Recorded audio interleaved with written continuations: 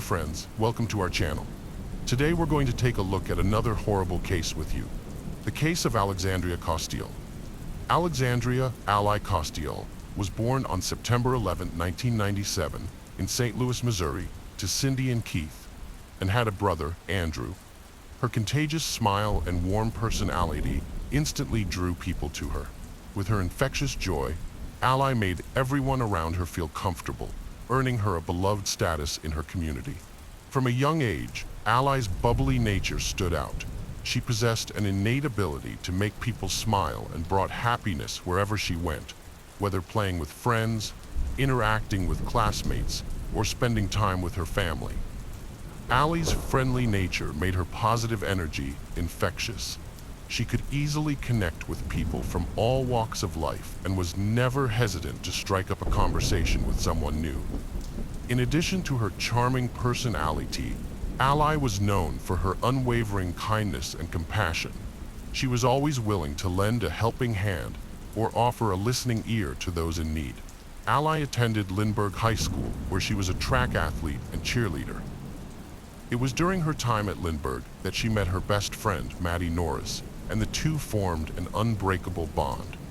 Their friendship was more than just a casual acquaintance. They became like sisters. Ally and Maddie shared an unwavering trust and deep emotional connection, and they both had a zest for life, constantly seeking new experiences and adventures together. As a result, they tackled challenges, laughed, and created lifelong memories. One of their favorite activities was spending lazy afternoons lounging on the couch, engrossed in a romantic comedy.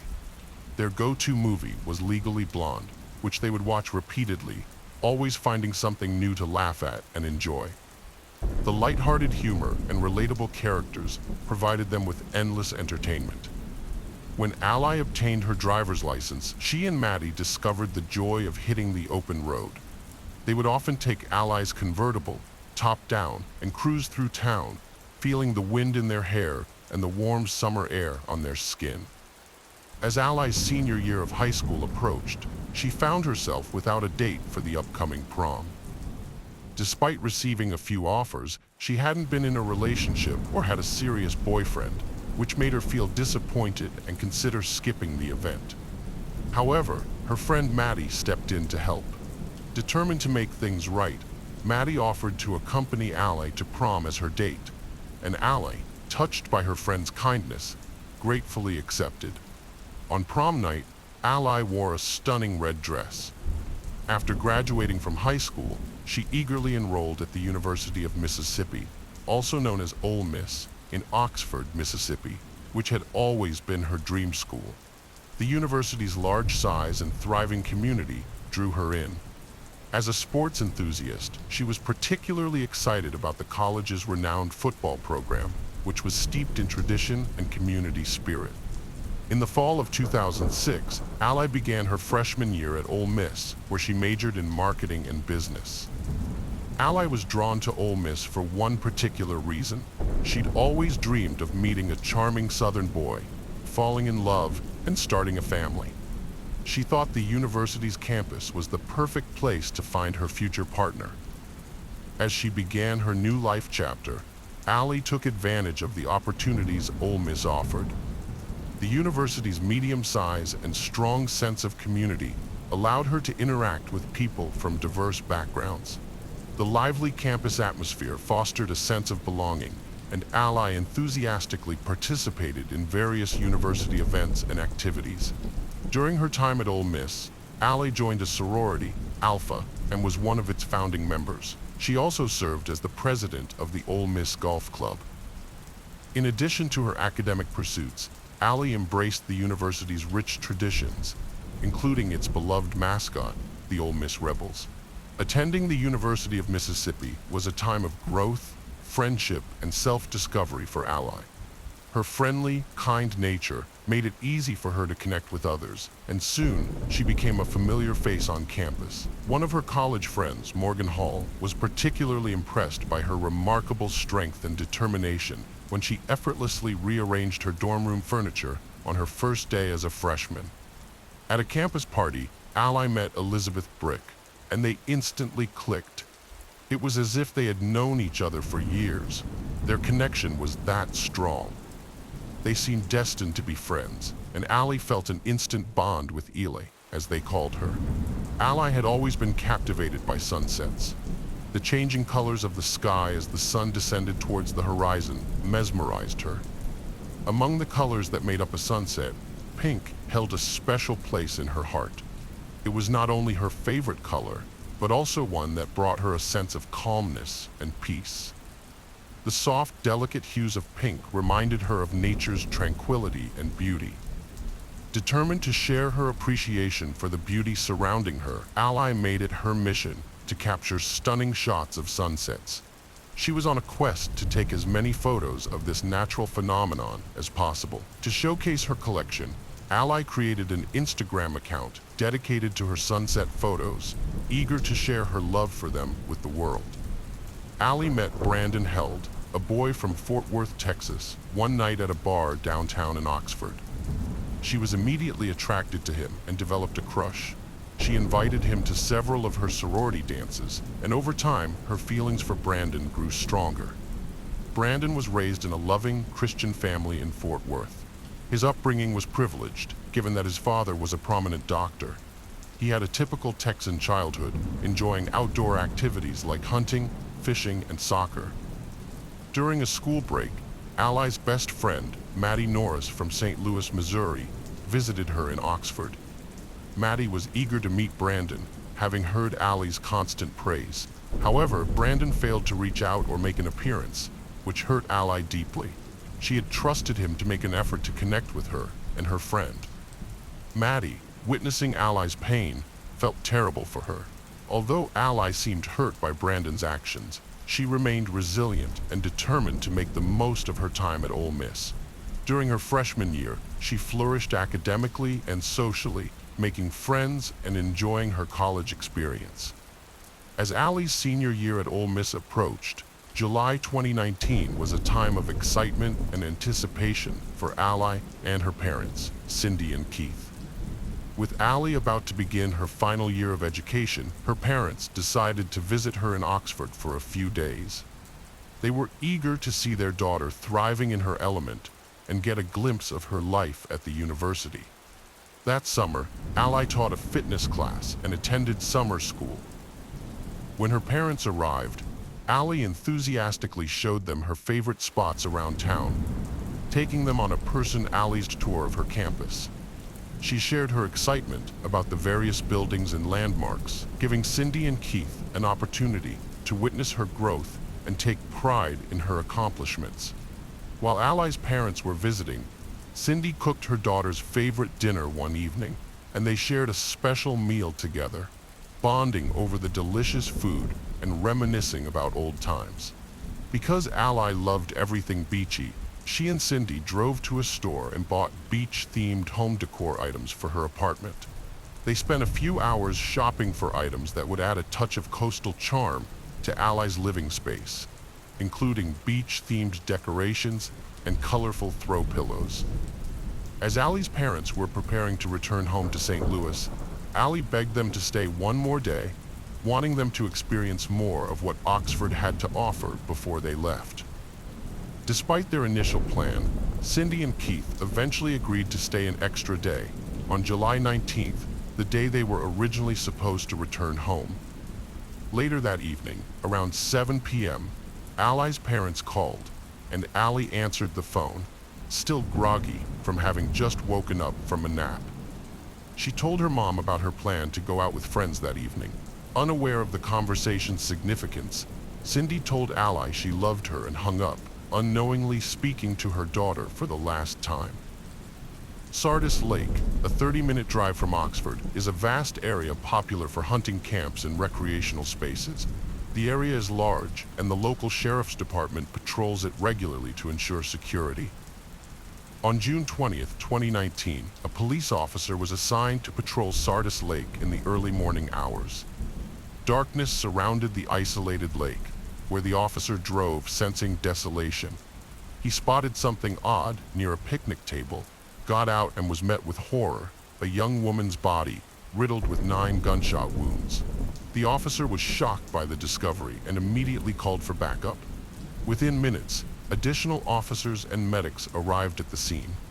As they arrived, the backup officers spotted a purse in a nearby ditch. One of the officers cautiously approached the bag, opened it, and found a wallet inside. The wallet contained an Ole Miss student ID and a driver's license with the name Alexandria CLE. After Ally's body was discovered at Sardis Lake, Cindy and Keith, her parents, had to be contacted.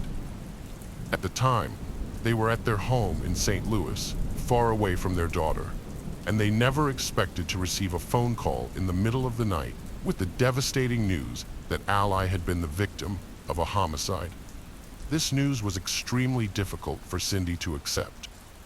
When Ally's friends learned about her murder, they were equally shocked as her parents.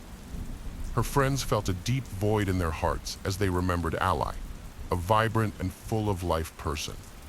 In response to this tragic news, they turned to social media to express their grief and demand justice. They created the hashtag #JusticeForAllie to unite their voices and amplify their demands for justice. After Ally's murder, close friend Bershonda Kendricks, an Ole Miss graduate, expressed sorrow. Bershonda, who worked in student housing, described Ally as having contagious happiness and a positive outlook, always wearing a big smile. They met at Crosby Hall, where Bershonda worked, and Ally would stop by to say hello. Bershonda remembered Ally as a sweet girl who lived life to the fullest.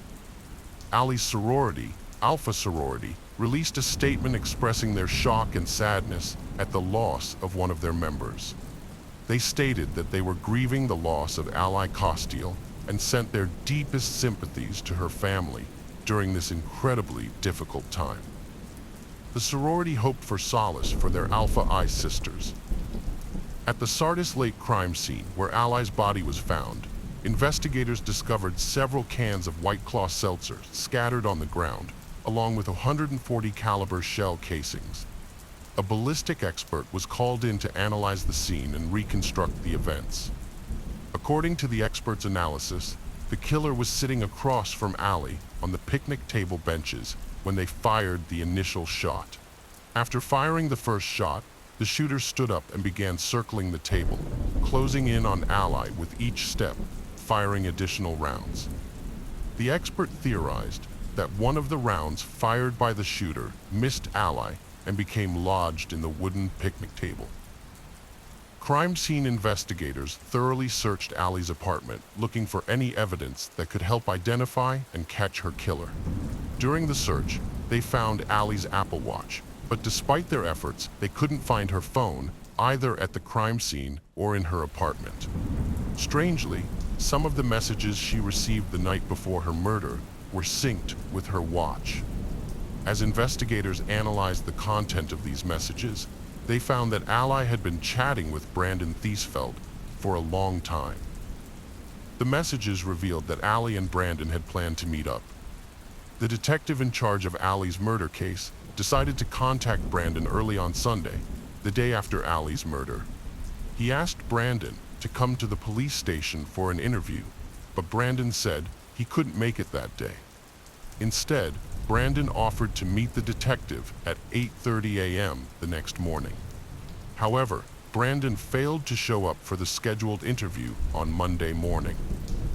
After Brandon failed to appear for his scheduled interview at the police station regarding Ally's murder, the police began tracking his cell phone activity. The data revealed that Brandon was heading north on Interstate 55 towards Memphis.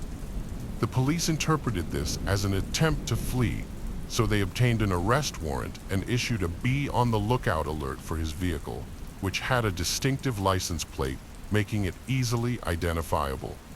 Within 2 hours of the bolo being released, the Memphis Fugitive Task Force located Brandon's car at a gas station, where he was sitting in the driver's seat at a pump. Task Force agents took Brandon into custody and notified the Mississippi police. A search of Brandon's vehicle yielded a .40 caliber gun. Additionally, when Brandon exited his car, he had bloodstains on his clothing. Following his arrest and extradition to Mississippi, detectives retraced Brandon's movements in the days leading up to Ally's murder. On Saturday, July 20th, Brandon spent the day with friends, going bowling. The next day, he visited another friend's house, bringing a six-pack of beer and his .40 caliber gun. The friend told detectives that they talked for a while, but when the friend woke up on Monday, Brandon was gone. During the investigation, detectives found that Brandon had never been in a physical fight and had no history of violence. They also spoke with Brandon's friends and allies' loved ones, learning that the couple had met at a local Oxford bar during their freshman year of college and started dating casually. However, during their sophomore year, Ally's loved ones noticed a change in her attitude towards the relationship, suggesting she was more interested in it than Brandon. This difference in interest eventually led to tension between the two, with Brandon blocking Ally's contact because she would frequently go out, get drunk, and call him. A year had passed since Brandon and Ally's initial breakup, and they reconnected during the summer before Ally's senior year. They decided to give their relationship another chance and started dating again. However, this reunion was short-lived, as Ally was tragically murdered. Brandon was subsequently charged with capital murder, the most serious criminal offense, and faced the possibility of the death penalty. The state believed Brandon was guilty of kidnapping Ally by luring her to Sardis Lake, which led to the capital murder charge. When news of Brandon's arrest broke, the people of Oxford were shocked, and the details of Ally's murder were widely reported. Brandon's arrest sparked a flurry of speculation and rumors, with community members sharing their theories. Reporters flooded the town, seeking interviews and information from those close to Ally and Brandon. This intense media scrutiny brought both positive and negative attention to Oxford, with outsiders looking on with a mix of fascination and concern. In late September 2019, Brandon denied committing murder when he pleaded not guilty in court. As detectives worked to gather evidence, they re-examined text messages exchanged between Brandon and Ally. These messages revealed that in April 2019, 3 months before her death, Ally was preparing for the spring semester finals while also dealing with the possibility of being pregnant. On April 14th, Ally sent Brandon a picture of a home pregnancy test with inconclusive results. Brandon responded, suggesting they wait and see if she was indeed pregnant.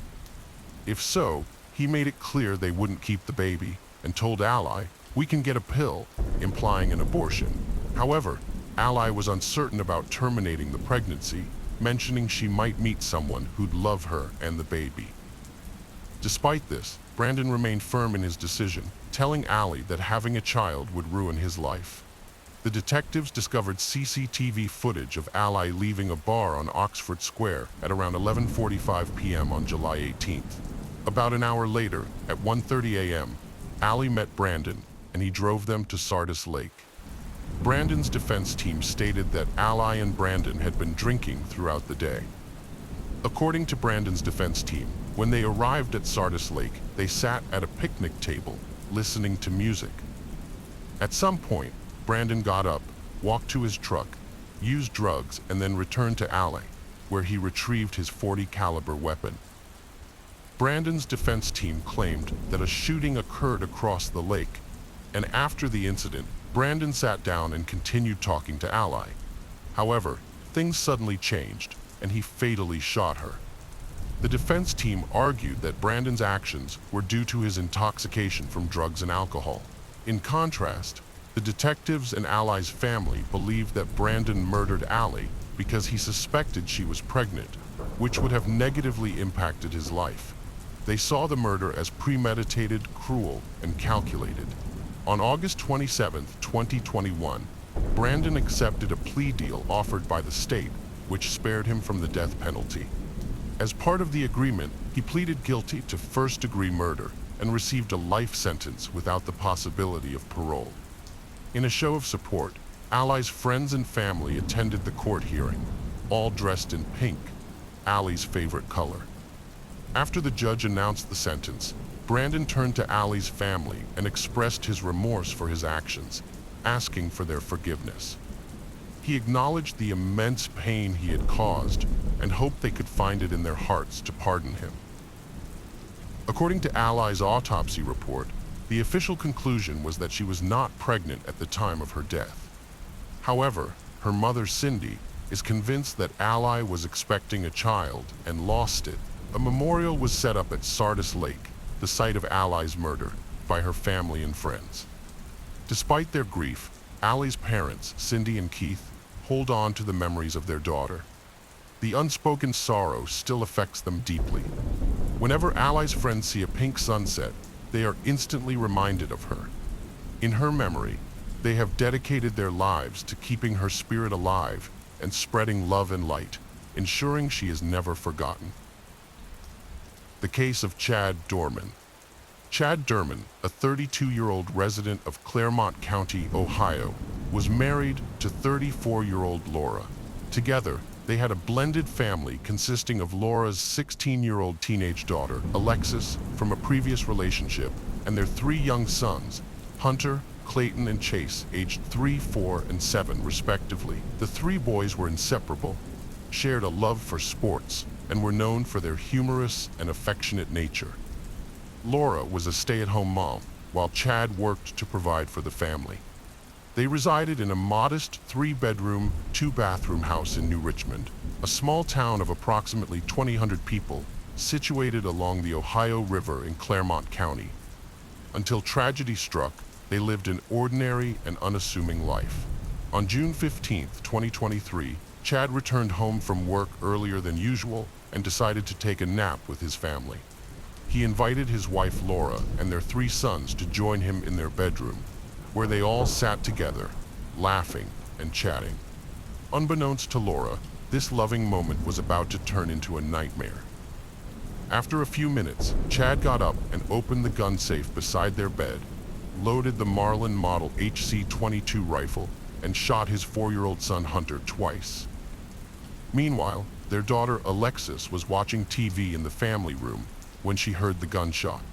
She rushed to the bedroom and witnessed the horrific scene of her brother being shot as she reached the doorway. Terrified, Alexis turned and ran as fast as she could. Laura, who was with her children, rushed to help her child Hunter. She then yelled at the other kids to flee and save themselves.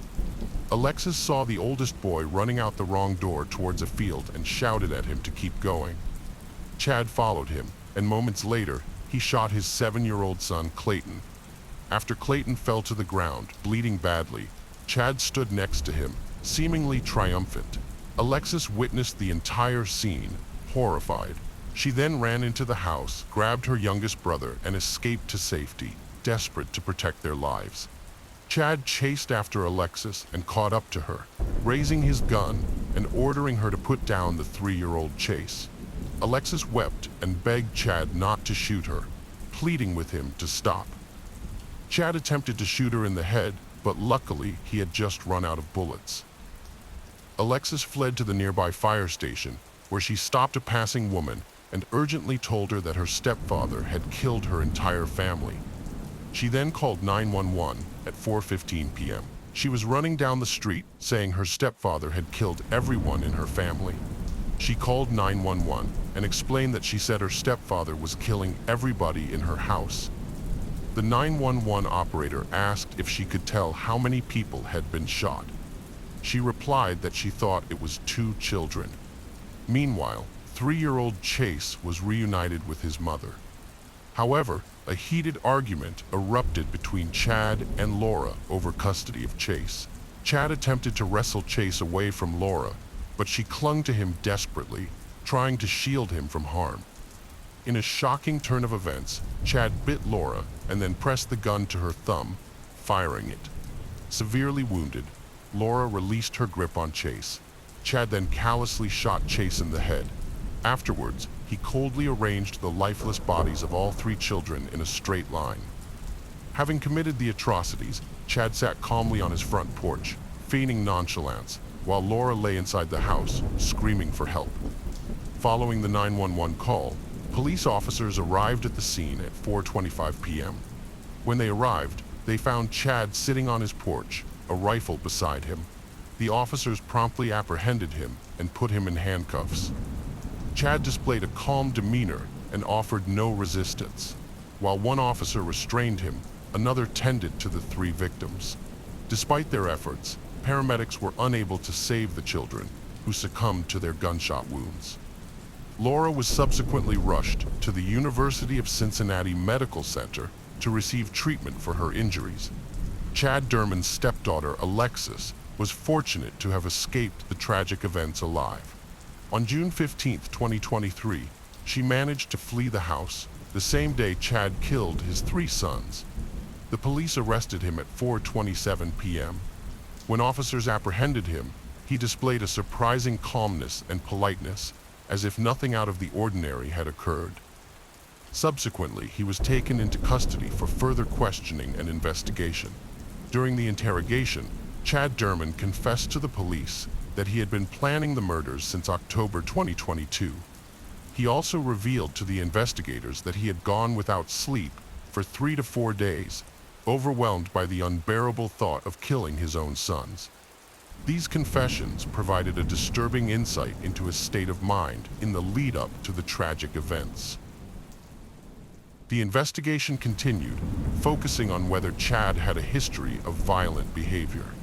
To this end, investigators examined his phone records, which showed that he had mainly been cited for traffic violations in Claremont County, with one exception, an incident when he was 18 involving criminal damage. Furthermore, they discovered a domestic violence case from 2010 in which Chad was accused of choking his father, Keith Derman.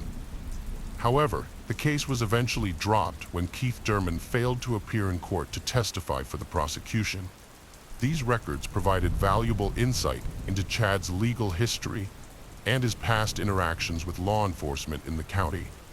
During the investigation, a neighbor, Richard Van Kanen, shared his observations with a news channel, stating that Chad was consistently angry, yelling at his wife and kids, and belittling them. The woman who had called 911 also gave an interview to the news channel, describing how she had been running with her little black lab, screaming for someone to call 911 because her stepfather was shooting everyone in her household. Investigators looked into whether Derman was experiencing financial difficulties. They discovered that he had bought a converted manufactured home on a 3-acre property in 2016 for $75,000 and had been paying his property taxes up to 2023, suggesting that he wasn't having trouble with his mortgage payments. Detectives also spoke with Keith Derman, Chad's 59-year-old father. He was in a state of complete shock upon learning what his son had done and couldn't fathom how his child could commit such a heinous act. The father revealed that Chad had been dealing with some personal issue that had become too much for him to handle, and that he might have kept many things hidden from him. Keith Derman tearfully described Chad as a good kid, expressing deep distress over the situation. On June 23, 2023, Chad initially entered a guilty plea and confessed to his crimes during the first court hearing. However, in a surprising turn of events, he later maintained his innocence and pleaded not guilty to the charges against him during the subsequent court hearing on the same day. The judge described the case as an evil horror that was impossible to process and incomprehensible cruelty. The tragic events unfolded when the father, who stood before the court, brutally executed his 3 young sons, aged 3, 4, and 7, in his own home using a rifle. David Gast, chief prosecutor of the municipal court in Claremont County, revealed shocking details about the case, stating that Chad had meticulously planned the events. Chad's son had attempted to escape in a nearby field, but Chad chased, caught, and returned him to the yard, where he was brutally killed along with his brothers. According to Gast, the trauma inflicted by Chad on his family, community, law enforcement, and first responders is unimaginable. The prosecutor emphasized that Chad's admission of guilt in this case has left them grappling with the sheer horror of his actions. He described Chad's killing of his sons as one of the most heinous, craven, and cowardly acts they will ever encounter. The bill of particulars filed in Claremont County revealed the full extent of the crime. Gast explained that Chad deliberately lined up the boys and shot them, confirming that Chad himself admitted to planning the killings. When the mother intervened, she was shot in the hand. The prosecutor disclosed that Chad fired 9 shots, causing catastrophic harm, with one boy hit once and the other 2 each shot 4 times. The prosecutor, Mark Talvey, described to the judge the cruel manner in which Chad Dorman murdered his 3 sons, leaving the family and community in shock. Chad confessed to the crime, stating that he had done it and should be taken to jail, expressing regret and acknowledging that he shouldn't have shot them. Talvey emphasized that he would push for the death penalty for Chad Dorman. Initially, Chad faced 21 charges related to the tragic events that occurred on June 15, 2023. Specifically, he was accused of shooting and killing his 3 young children, 4-year-old Hunter, 7-year-old Clayton, and 3-year-old Chase, in an execution-style manner.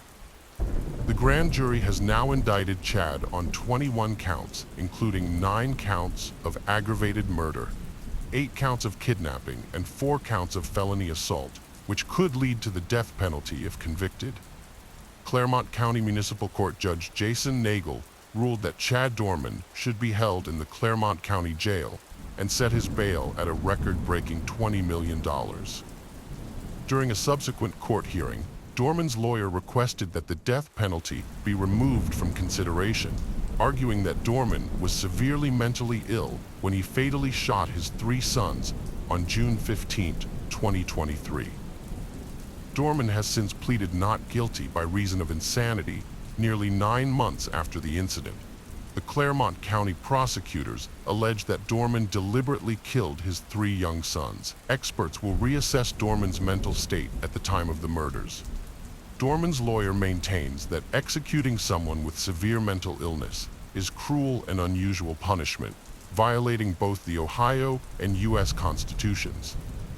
Those suffering from severe mental illness at the time of the alleged offense are not as morally responsible as others. The prosecution has requested a mental evaluation, and a court date was set for May 3, 2024, to discuss the lawyer's request. Chad's lawyers had agreed to provide a report from a mental health expert by June 3, 2024, to support their claim that he was mentally ill when the crime occurred. During a March 2024 court hearing, Chad's lawyers contended that the Claremont County Sheriff's deputies failed to uphold his Miranda rights following his arrest. The judge has subsequently ruled that Chad Dorman's confession, allegedly given during his interrogation, will be dismissed this Friday. The judge's decision was based on the grounds that the defendant's rights were violated on 2 separate occasions. Firstly, when police omitted parts of the Miranda warnings, and secondly, when detectives continued questioning Chad Dorman after he requested an attorney. The prosecution called several witnesses, including police officers who responded to the scene, to describe their encounters with Chad. According to prosecutors, almost all of Chad's interactions with the sheriff's deputies and detectives were recorded. The first witness to testify in court was Claremont County Deputy Chad P. Mann, a K-9 handler deputy. Deputy P. Mann stated that he was the first officer to arrive at the scene, and the first thing he noticed was the defendant sitting on the porch near a rifle. After a lengthy court hearing, Judge Richard Fank ruled that the investigators failed to follow proper procedure during Chad's arrest in June 2023, violating his Miranda rights.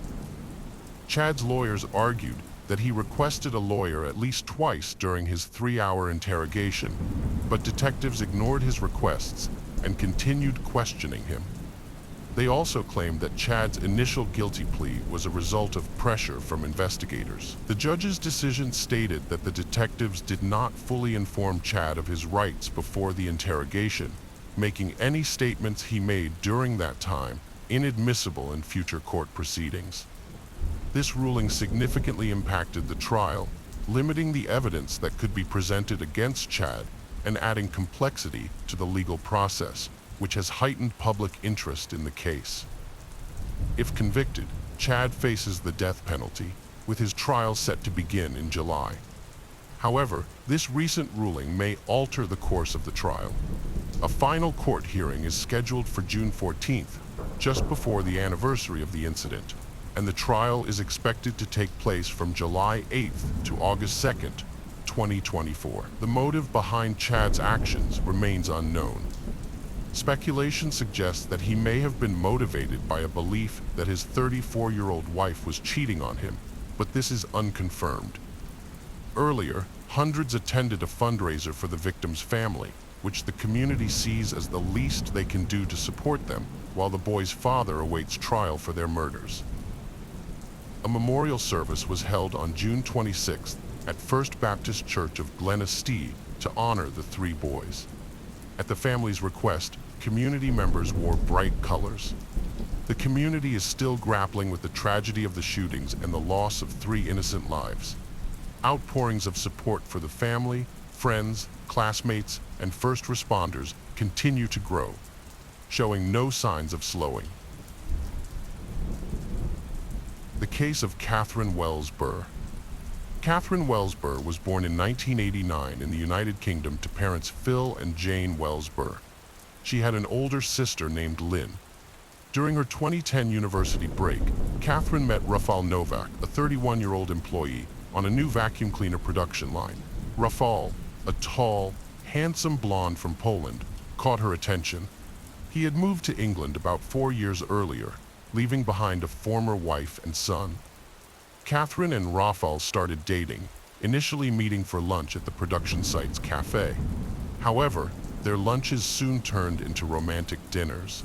Rafal wooed Catherine with thoughtful gestures, such as giving her beautiful bouquets, taking her to movies, and going on walks together. As they grew closer, Rafal opened up to Catherine about his past life and his reasons for moving to the UK. Catherine's trusting nature led her to open up completely to the blonde man, Rafal Novak. Their relationship accelerated rapidly, and within a few months, she introduced him to her parents, who warmly welcomed him into the family and hoped for their future happiness together. As their relationship blossomed, the couple began planning their wedding, which was set to take place in 2011. After graduating with honors from Bath Spa University, Catherine secured a promising job as a business analyst at Pneumatic International, the manufacturer of Henry vacuum cleaners. She quickly excelled in her career, generating job opportunities for her parents and sister. Catherine's exceptional qualities, including her intelligence, education, and people skills, made her a remarkable leader. She was empathetic towards her colleagues, always willing to lend a helping hand, and her kind gaze and radiant smile earned her the respect and admiration of those around her. As Catherine's career soared, her substantial earnings, combined with Rafal's, enabled them to purchase a spacious home with a terrace on Willow Way. Catherine and Raphael, a young couple with successful careers, bought a house with a mortgage and secured insurance coverage through their agreement with the bank. They seemed to have everything they needed for happiness. However, their lives took a dramatic turn on September 12, 2012, a day that would be a turning point in their lives. As the investigation into their lives progressed, new and surprising facts came to light. These revelations slowly exposed the deception that had been present in their relationship from the beginning. It turned out that Raphael, 29, had fled Poland to escape significant debts, leaving behind a wife and child. He moved to the UK, where he began a relationship with Anna Lovage in 2008. Later, he met Catherine Wells Burr, and for a time, he saw both women. Ultimately, he chose Catherine, seeing her as a more suitable partner for building a family and achieving financial stability. Catherine had genuine dreams of a happy marriage with the man she loved and starting a family. However, Novak, her partner, was secretly planning to murder her. He intended to use the life insurance payout and inherit their large house, which Catherine had partially paid for. On the day Catherine disappeared, Novak waited a few hours before approaching her boss, pretending to be worried and distraught. He acted convincingly, deceiving her colleagues and relatives. When Catherine could not be found at her parents' home or her own, and her car was missing, Novak fabricated a story about her receiving threatening letters from a mentally unstable admirer. Her family then contacted the police. The family gathered in the young couple's living room, waiting for Catherine's return, when they received devastating news. A burning car with a body inside had been found. Raphael described the evening before her disappearance as uneventful, saying they went for a walk, bought groceries, had dinner, and watched TV together before bedtime. Catherine seemed normal and not frightened or distressed. However, further investigation revealed that Catherine's death occurred earlier than initially thought. She was strangled around 2 a.m. while sleeping in her own bed. Her body was then placed in the car, driven a short distance from the house, and set on fire to destroy evidence. Despite this, Raphael had a solid alibi, claiming he was at work from 5:30 a.m. and Catherine was still in bed when he left. The burning car was discovered between 6 and 7 a.m., but a crucial detail emerged. Raphael was still at home at 1:30 a.m., significantly changing the direction of the case. As a result, Raphael Novak became the prime suspect in Catherine Wellsbur's murder. Evidence mounted against him, and he was detained for further investigation. Raphael claimed Catherine was being stalked by someone who had sent her threatening letters and driven her to hysteria. During the investigation, proof of Catherine's secret online life was uncovered, revealing accounts on adult websites and intimate exchanges with men that her loved ones knew nothing about.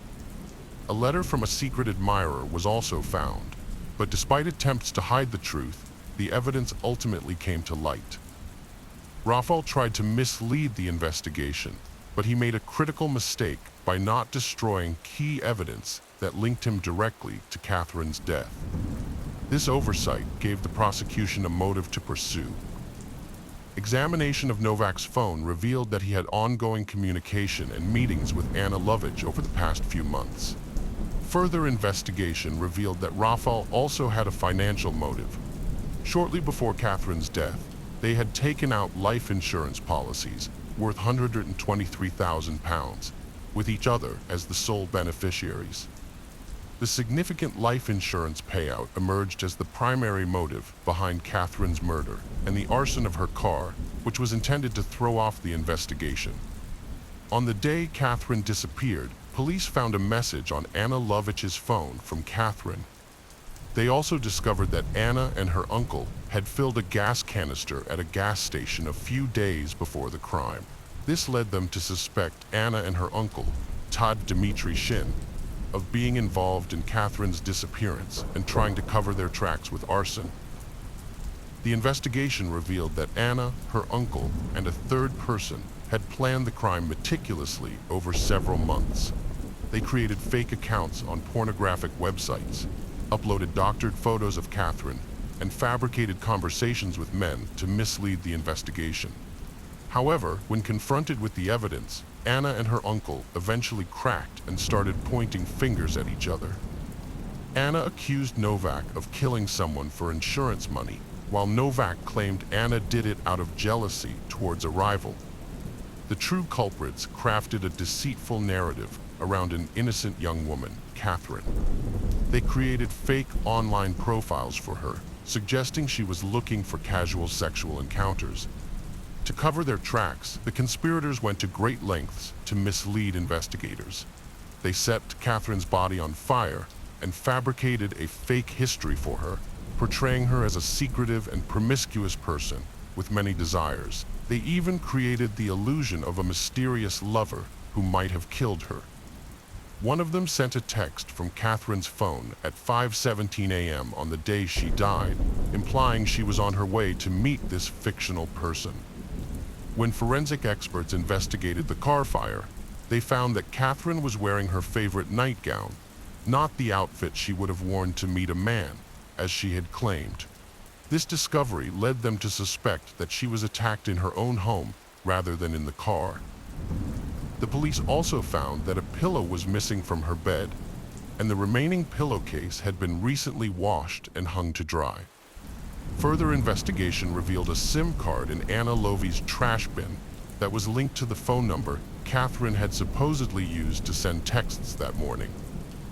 Additionally, detectives discovered notes written by Lovey, indicating that she was trying to come up with ideas for messages to make it seem like Catherine was communicating with a mysterious person. As the evidence against them mounted, Novak and Linovich changed their story, claiming that Catherine's death was actually the work of a hired hitman. However, just before the trial began, Lovey attempted to create a distraction by having a fellow inmate pass on a fake confession from a supposed hitman, who claimed to have been paid £20,000 by Novak to kill Catherine. Rafal Novak's girlfriend Catherine was murdered, and a fictional story written by Vinovich sheds light on the gruesome details. The story claims that Catherine's body was found in the trunk of her car, and the killer, supposedly a hitman, helped Novak stage her death to look like a murder-suicide. According to the story, Novak placed Catherine's body in the driver's seat, removed the tape from her mouth, put on her shoes, buckled her seatbelt, and kissed her goodbye before setting the car on fire. In reality, Novak played the role of a grieving boyfriend to perfection, even convincing Catherine's mother, Jane, of his innocence. He told her that Catherine was receiving threatening messages from an ex-boyfriend and that she had spoken of taking her own life. Novak's act was so convincing that Catherine's parents comforted him, unaware that he was responsible for their daughter's death. In fact, Catherine's mother even hugged Novak after her death and allowed him to call her mom. She said that after the police told her in the early days of the investigation that he was seen more as a witness than a suspect, she decided to offer him all the support possible. I thought if Catherine loved him that much and he was part of our family, then he deserved to come back. The lengthy trial commenced under the chairmanship of Justice Sharp. The three defendants stood to gain a significant sum of money and property from Catherine Wellsbur's death. They had planned to receive a £123,000 life insurance payout and take ownership of her two-bedroom home in Mangold, Somerset, valued at £137,000. During the trial, it was revealed that Rafal Novak showed no emotional response when the police found Catherine's body in her burned-out car on September 12th.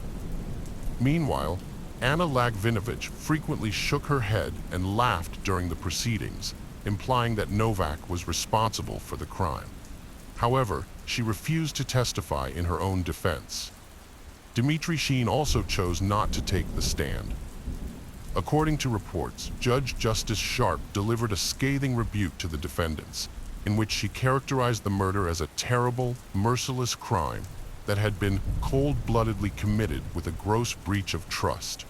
Furthermore, it was reported that during sentencing, none of the three defendants displayed any emotion. Judge Sharp imposed mandatory life sentences on the three Polish nationals with a minimum of 32 years in prison and no possibility of early release.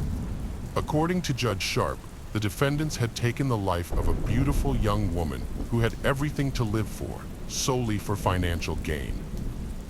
Judge Sharp specifically rebuked Rafal Novak, saying, "The photos of you holding Catherine's hand the evening before her death and buying groceries for what you knew was her last dinner are utterly chilling. Your emotions were directed only at yourself." Turning to Anna Lagvinovich, Judge Sharp declared, "Your behavior was deceitful, manipulative, and cruel. You played your full part in this horrendous crime." The judge addressed Dmitry, stating that the murder was driven by financial gain, with aggravating circumstances and no mitigating factors. The judge emphasized that the only sympathy should be reserved for Catherine's family, including her mother Jane, father Philip, and sister Lynn, who have suffered greatly. The judge expressed deep condolences to Catherine's parents, noting that they were deceived by Rafal Novak's facade, unaware of his true nature, which was devoid of remorse and decency. The judge reiterated that the crime was motivated by greed, as Novak and Catherine had no personal ties, being neither married nor having children together. In contrast, the case of Anna Lagvinovich was driven by jealousy and a desire for revenge. At the request of the parents, Judge Justice Sharp read statements from Catherine's mother and sister. Catherine's mother was overcome with emotion in the courtroom as her statement was read, describing her daughter as a caring, loving, sincere, generous, loyal, thoughtful, exceptional, and amazing young woman. My daughter had a bright and promising future with unlimited potential. As her parents, Phil and I couldn't help but feel immense pride in the young woman she was becoming. However, our lives were forever changed by the cruel and calculated act that took Catherine's life away from us. The hatred shown to her is something that will haunt us for the rest of our lives. I'm left with the unbearable pain of never having had the chance to say goodbye, to tell her how much I love her, or to hear her say, "I love you, Mommy," one last time. Catherine Wells Burr's father, Philip, was outraged that his daughter's boyfriend, Rafal Novak, had betrayed their trust. Novak had been living with them and was like a son, but he was accused of murdering Catherine. Despite his innocent claims, Novak showed no emotion when Catherine's body was found, and initially didn't mention her when questioned by police. Instead, he asked for a steak dinner. Catherine's mother, Jane Wells Burr, testified that she had concerns about Novak when he and Catherine bought a house together and took out a life insurance policy. She believed Catherine's life was in danger and that she had signed her own death warrant by signing the mortgage. In the end, the jury found Novak guilty of murdering Catherine by suffocating her with a pillow while she slept. He had planned the murder with his secret lover, Anna Lagvinovich, and her uncle, Tavush Dmitry Shine, to claim a life insurance payout of £123,000 and a share of the house. Vinovich and Sheen helped dispose of the body by transporting it in Vinovich's car to a remote location where they set it on fire. Meanwhile, Novak had already started his workday, providing himself with an alibi. The three Polish nationals were found guilty of the crime by the Royal Court of Bristol. The events leading up to the murder involved secret meetings and phone calls between Novak and Vinovich, who were unaware that Catherine was involved in a love triangle. To mislead detectives, they created fake online profiles for Catherine on adult websites and sent her messages from a supposed mysterious admirer. Catherine's parents have called for stricter immigration controls following her death. They believe that if the UK had immigration rules as strict as those in the US, Novak, who was convicted of assaulting his wife in Poland, would not have been allowed into the country. The couple blames the European Union for the current lax entry measures for foreign nationals. Jane Wells Burr emphasized that people entering the UK are not properly vetted, pointing out that they were unaware of Novak's previous assault charge in Poland. Catherine's family members broke down in tears as the sentence was handed down in court, while the three convicted perpetrators remained emotionless. The trio received life sentences with no possibility of parole. In essence, the three immigrants from Poland had exchanged their aspirations for a successful and wealthy life for a lifetime of imprisonment due to their own actions. Following the verdict, Catherine's mother delivered a heartfelt tribute to her daughter, describing her as a beautiful girl, absolutely beautiful. She recalled her daughter's accomplishments and remembered her as determined, hardworking, and full of potential for a happy life. The case of Luz Maria Lopez. Luz Maria Lopez was born on March 17, 1995, in San Cristobal Verapaz, a small town, to a modest family of A. Morales and Brian Lopez. She was the youngest of two children, with an older brother named Omar. In infancy, Luz Maria faced a life-threatening intestinal obstruction that required a complex operation. Despite the doctor's uncertainty, her mother's prayers and faith in her recovery paid off, and the surgery was successful. Fortunately, the early surgery did not affect her development. During her school years, Luz Maria was an active and well-rounded student. She participated in gymnastics, athletics, and classical dance, and was a people person who easily made friends. She also excelled academically, particularly in the humanities. After graduation, Luz Maria decided to pursue higher education at a prestigious state university, where she chose to study law and later specialized in criminalistics, a field that had always fascinated her. When Luz Maria was a student, she accompanied her mother to a car dealership in Coban, the capital of Alta Verapaz, to buy a motorcycle as a 25th birthday gift for her older brother. They met a polite and attentive young consultant named Jorge, who showed them various models and offered recommendations. Although Luz Maria and her mother chose a model, they decided to think it over and consult with the rest of the family before making a decision. Before leaving, Luz Maria gave Jorge her phone number in case they needed further feedback. Shortly after, Jorge called Luz Maria, but instead of discussing the potential purchase, their conversation turned personal. Luz. He continued to call her several times before mustering the courage to invite her to a coffee shop. It was clear that he was smitten with the beautiful brunette, but didn't know how to initiate their acquaintance. Luz Maria was immediately drawn to a handsome young man, and when he asked to meet, she agreed. The only potential obstacle was that he was a year younger, but that didn't deter them. A romantic relationship quickly blossomed, and they both felt an intense connection, believing they had found true love. After just a few months, they decided to take the next step and start living together. Despite their parents' disapproval, they pressed on and got married 6 months later. They kept the wedding intimate, inviting only close friends and family. However, the celebration was almost ruined on the wedding day when the banquet venue encountered an unexpected issue. The couple had to pay a significant amount of extra money to salvage the event, but they were eventually able to go ahead with the ceremony as planned. Jorge is a mysterious figure, and there is limited information available about him in the public domain. What is known is that he was born in 1996 in the town of Santa Catalina Latina, Guatemala. Jorge grew up with his brother Pablo in a low-income family, where financial struggles were a constant reality. As a result, the brothers had to make do with the basics and didn't have the luxury of nice clothes or expensive toys. Contrary to what one might expect, Jorge didn't have big aspirations or ambitions. He never made an effort to study or find a good job, and instead, he took things as they came.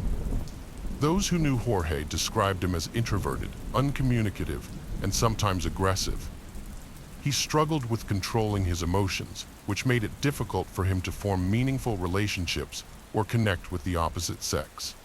Despite these challenges, Jorge was determined to win the heart of Luz Maria, the love of his life. He went all out to impress her, and once she agreed to marry him, he was in a hurry to seal the deal, fearing she might change her mind. Luz Maria's parents, however, were not convinced about Jorge from the start. They had reservations about their son-in-law, although they couldn't quite put their finger on what bothered them. Despite their misgivings, they couldn't persuade their daughter to reconsider her decision to marry Jorge. After the wedding, the young couple's marriage quickly became unhappy. The wife, Luz Maria, got pregnant, but she couldn't find a good job because she didn't have a university degree and was inexperienced. No employer wanted to hire an expectant mother with no skills, so she had to settle for casual labor. Meanwhile, her husband, Jorge, lost his job and showed no enthusiasm for finding a new one. When their daughter, Alice, was born, the family's financial situation became dire. Both Jorge and Luz Maria were unemployed and struggling to make ends meet. They couldn't even afford to pay rent, buy food, or purchase basic household necessities. Jorge convinced Luz Maria that they had no choice but to move in with his parents temporarily. Luz Maria was initially hesitant, but with a baby to care for and no other options, she eventually agreed. Her mother, was aware of the family's problems and encouraged Luz Maria to return to her childhood home. But Luz Maria insisted that things would improve with Jorge, and there was no need to worry. Luz Maria's mother visited her daughter and granddaughter at her son-in-law's parents' house, but was met with a disturbing scene. Luz Maria was in a terrible condition, malnourished from only eating once a day. This was partly due to her in-laws not providing her with sufficient food, as they saw her as unemployed. The situation was even more concerning because Luz Maria was breastfeeding her baby, Alice, so her malnutrition could also harm the child's health. The lack of food was just one of the many problems Luz Maria faced in her in-laws' home. She was constantly humiliated and even physically abused by her husband's younger brother. He was irritated by the baby's crying and the presence of children's belongings in the house. He would lash out at Luz Maria, throwing her child's things at her, and on one occasion, even threw a baby bottle at her, hitting Alice, who was in her mother's arms. Jorge refused to stand up for his wife and daughter, treating them as if they were strangers. His mother-in-law, AA, convinced her daughter to take her granddaughter and move back to her parents' house. However, Jorge soon showed up, asking his wife to return and promising to get a job. She agreed, but only if their children could rent an apartment and live separately from his parents. After Luz Maria defended her diploma, she achieved her long-held dream. She landed a job at the city prosecutor's office, earning the respect of her colleagues with her intelligence, talent, and responsibility. As she advanced in her career, the family's financial situation significantly improved, eventually allowing them to afford a car. This improvement was entirely due to the wife's hard work, frugality, and strong reputation among her superiors. Jorge was a selfish and lazy person who relied on his wife, Luz Maria's income instead of working. He had a bad temper, was abusive, and controlled every aspect of Luz Maria's life. He wouldn't let her have friends, go out with colleagues, or even leave the house without him. He constantly checked her phone and social media, and even forbade her from using them. Jorge's behavior was extremely abusive, and he never stood up for Luz Maria when his relatives humiliated or physically abused her. He also used physical violence against her, treating her like his property. Despite this, Luz Maria repeatedly tried to leave him, but he would beg for forgiveness, and she would give him another chance. On December 15, 2020, after a violent fight, Luz Maria left Jorge and went to her mother's house with their 3-year-old daughter Alice. However, Jorge showed up, promising to change and claiming he had found a new job.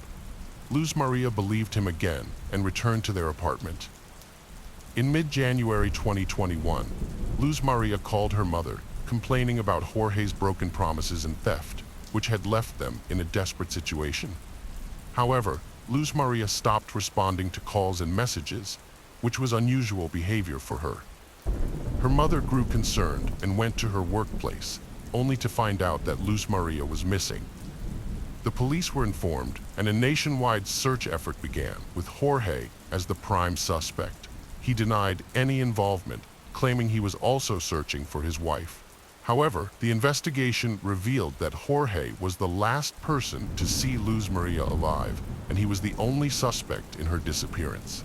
Jorge was outraged and frustrated to be the prime suspect in his wife's disappearance, particularly since his own alibi was inconsistent and unclear. He struggled to explain why he hadn't reported her missing to the police on the day she vanished. If he thought she was at her mother's house, why didn't he call or visit her while the police were searching the area and looking for witnesses? On January 22nd, municipal workers made a gruesome discovery while responding to a call about a clogged storm drain. They found a large plastic bag containing a charred human body. Forensic experts confirmed that the body was that of a young woman. Her parents and brother identified the body as Luz Maria Lopez, despite its severe disfigurement. The body was discovered near the prosecutor's office where Luz Maria worked. Although the area lacked surveillance cameras and lighting, pathologists were able to determine that she had suffered severe beating and died from asphyxia. The evidence included internal hemorrhages, fractures sustained while she was alive, and caked blood particles in her nose and mouth. The investigation revealed that Luz Maria's husband, Jorge, was the prime suspect. A disturbing audio recording, sent anonymously by a neighbor, captured a brutal argument between the couple. The recording revealed Luz Maria's desperate screams and cries for help, as well as faint sobs in the background. Unfortunately, the neighbor who made the recording did not call the police or check on the source of the screams. Luz Maria's mother believes that if the neighbor had acted immediately, her daughter might still be alive. The recording was included in the case files, and Luz Maria's mother gave a powerful interview urging citizens to report incidents of domestic violence to the police rather than simply recording or filming them. Thousands of people protested across the country, demanding justice for Luz Maria. Although Jorge was arrested, he maintained his innocence, claiming he drove his wife to work on the day she vanished. However, security footage showed their car heading towards her workplace, but the tinted windows made it impossible to determine how many people were inside. At the couple's rented home, investigators found washed-out blood traces and drag marks, indicating that the brutal crime likely occurred there. This suspicion was strengthened by the discovery of microscopic fragments of burnt flesh in the trunk of the family car. A recent purchase by the couple, a double orthopedic mattress, caught the investigators' attention. Specifically, it was the dense polyethylene wrapping around the mattress that was significant. Comparative analysis revealed that Jorge had used this wrapping to conceal his wife's burnt remains. Several neighbors reported hearing Jorge threaten and insult his wife just days before her sudden disappearance. They recalled him shouting that he would kill her if she left him, and that he would hide her body where no one could find it.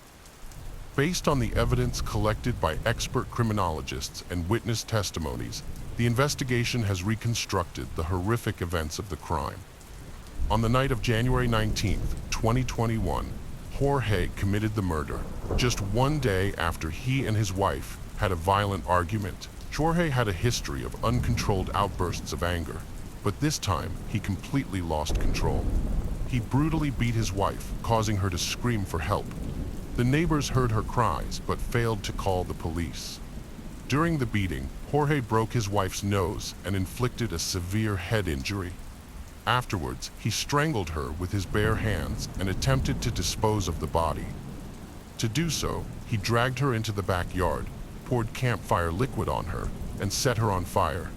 However, the intense smoke and smell of burning flesh and hair caught him off guard. The most disturbing aspect of the crime is that Jorge committed these atrocities in front of their 3.5-year-old daughter. Although she may not have fully understood what was happening, she witnessed the beating and murder, which was evident from her cries and screams that were recorded. Jorge, who had a basic understanding of forensic science from his wife's textbooks at home, attempted to cover up the crime and create an alibi. He deliberately chose a dark and secluded area without surveillance cameras to dispose of his wife Maria's body in a drainage sewer, escaping detection. The following morning, Jorge drove to Maria's workplace via their usual route, pretending to have dropped her off as he normally did every morning. Then, he began fabricating a search for his wife, contacting her co-workers, friends, and family. During the trial, Jorge's lawyers employed stall tactics to delay proceedings and discredit the investigation. They argued that all evidence and witness testimony was indirect and that there was no concrete proof to conclusively establish Jorge's guilt. Defense attorneys requested that Jorge's detention be changed to house arrest, citing his deep depression over being accused of killing the woman he loved and the mother of his child. However, crucial evidence came from Maria's phone, which had been in Jorge's possession since the crime. On the first day after the murder, Jorge used Maria's phone to send messages to various people, trying to create the illusion that she was still alive. Analysis of the phone's movements showed it was constantly in the same locations as Jorge's phone. The defense argued that Jorge had found his wife's phone and was driving around the city to search for her, but this claim was weakened by the fact that he had sent messages from her phone and even called it from his own phone. Further evidence of Jorge's guilt included the bruises and scratches on his body, documented by experts in photos, which suggested that the victim had put up a struggle. A notable scratch on his neck was particularly telling. While it was not possible to find Jorge's skin cells under the victim's fingernails due to the fire, the cumulative evidence pointed to his guilt. The prosecutor sought the maximum punishment for the defendant despite several contentious issues in the case. However, the court proceedings were frequently delayed. In October 2022, the defendant was finally convicted of brutally murdering his wife. He received a 50-year prison sentence, still maintaining his innocence. Custody of their young daughter, Alice, was awarded to her maternal grandparents. They expressed that caring for their granddaughter has now become the main purpose of their lives. The case of Lindsay Burbeck. Sarah and her boyfriend Brandon arrived at her mother Lindsay's home for a scheduled tea party, but no one answered the door. This was unusual, so Sarah tried to contact her mother several times, but there was no response. She sent 2 text messages, "Where are you?"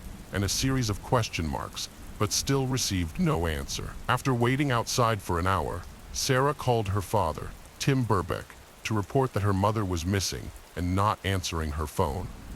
Tim picked up Sarah and Brandon and took them to his house around midnight. Sarah and Tim then returned to Lindsay's house with a spare set of keys, but found no signs of her or any indication of what might have happened. The house was in order, with no note of explanation. At 12:11 a.m. on August 13th, Tim reported Lindsay missing to the police, telling the dispatcher that his ex-wife was missing and could not be found. The disappearance of Lindsay shook the small suburban community to its core. In response, hundreds of people from the community banded together to search for her. The search party consisted of men and women, grandparents, dog walkers, teenagers with bicycles, and mothers with strollers. Despite most of them not knowing Lindsay personally, they were determined to find her. For 2 consecutive days, people gathered at Copus, fueled by hope of finding a crucial clue that could solve the mystery of her disappearance. After days of searching, posting appeals on social media and putting up posters, the community's efforts continued unabated. However, as the days turned into weeks, it became increasingly clear that the search would be a challenging one. With each passing day, the chances of finding Lindsay alive grew slimmer. The detectives classified Lindsay as high risk, given that she had never gone missing before, and her family described her disappearance as uncharacteristic of her. Nevertheless, the search party refused to give up, driven by their determination to find Lindsay. The local community quickly sprang into action, printing and distributing thousands of posters featuring Lindsay's face throughout the neighborhood. A Facebook group dedicated to the search also rapidly gained popularity, reaching 10,000 members within hours of the police appeal being posted online. As a result, posters were soon plastered on every available surface, including lampposts, storefronts, and traffic lights, calling for the public's help in finding Lindsay.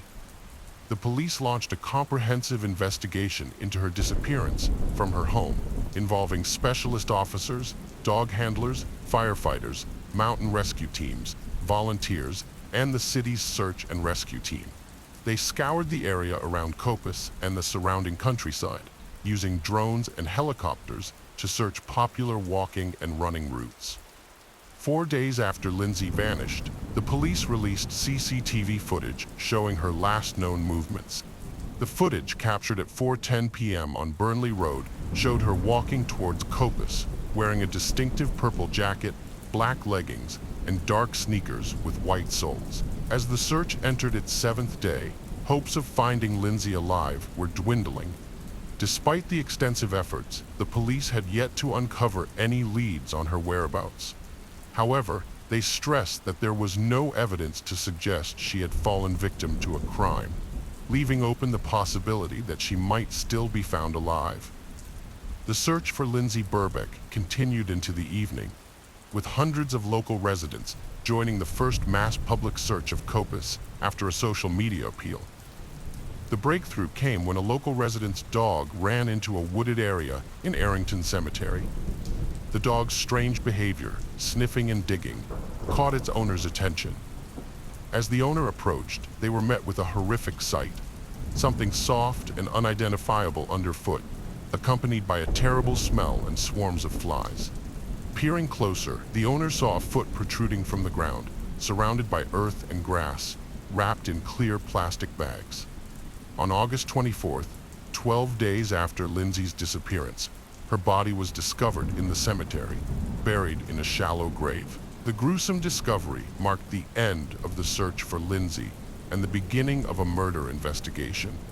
Dr. Naomi Carter, a pathologist, performed an autopsy on Lindsay's body and concluded that the cause of death was a broken neck, inflicted with extreme force that crushed the larynx. The injury was likely caused by a foot or knee strike. Additionally, there were signs of an attempt to amputate Lindsay's right leg with a saw after her death, resulting in a deep laceration down to the bone. Despite the poor condition of the body, Dr. Carter found that Lindsay's injuries were catastrophic. However, she could not rule out the possibility of sexual activity on the day of Lindsay's disappearance due to the advanced state of decomposition. Before Lindsay's body was discovered, the police and members of the public had searched the area for several days without finding anything. During the search, community volunteers and a police dog handler reported seeing a blue wheelie garbage can abandoned in nearby bushes, but its significance was not yet understood. On August 20th, at 9 p.m., volunteers searching the cemetery found a dumpster with a dark stain on the outside, which they suspected might be blood. They took photos and called the police. 2 officers arrived, inspected the dumpster, and found a brown mark that they believed was dirt. Despite this, they decided the dumpster looked new, and there was no evidence linking it to Lindsay's disappearance, so they left it in place. Around the same time, other important clues were discovered in the cemetery, but initially overlooked. On August 18th, local resident Christine Alderson found a bloody cloth on the grass while walking her dogs with her daughter. Although she thought the fresh red blood might belong to a homeless man who frequented the area, she still reported it. Another dog walker, Judith Bibby, found red clothing hanging on a barbed wire fence near the Cardinal Hill Trail, which was likely Lindsay's jacket. She also heard a child's voice, but no signs of struggle, yelling, or screaming. On August 25th, investigators returned to the crime scene and discovered a yellow-handled saw and a pair of green heavy-duty gloves near Lindsay's grave. The gloves had traces of blood on them, and upon forensic testing, the results showed that the gloves contained the perpetrator's DNA on the inside surfaces, while Lindsay's DNA was found on the outside surface of the left glove. Additionally, a pair of Lindsay's Skechers sneakers, which had been cut along the sole, were found in a blue plastic bag discarded in the cemetery. Further analysis of the evidence revealed that Lindsay's body had been wrapped in plastic sheeting, and beneath the sheeting, foliage and grass not native to the cemetery grounds were found. This led investigators to conclude that Lindsay's body had been moved from a different location before being buried in the cemetery. During the investigation, detectives remembered a blue trash can that had caught volunteers' attention. Reviewing CCTV footage, they made a surprising discovery: a young man pulling a blue wheelie garbage can in the Burley Road area multiple times. The same camera caught him visiting the cemetery 4 times. A suspect emerged, and footage of him carrying a trash can sparked a stir when broadcast on the news. The public helped identify the 16-year-old who surrendered to police the same day. Rocky Marciano Price, a local resident, was the boy in the videotape.